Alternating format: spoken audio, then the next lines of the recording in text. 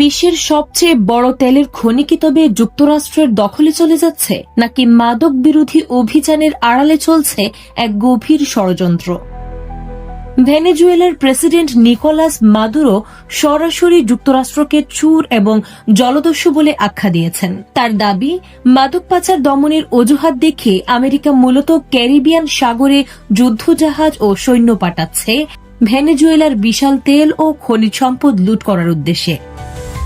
সম্প্রতি যুক্তরাষ্ট্র ভেনেজুয়েলার একটি তেলবাহী ট্যাঙ্কার জব্দ করার পর মাদুরো একে আন্তর্জাতিক জলদস্যুতা বলে ক্ষোভ প্রকাশ করেন। তিনি বলেন, ওয়াশিংটনের এই সামরিক আগ্রাসন কেবলই সম্পদ দখলের নীল নকশা।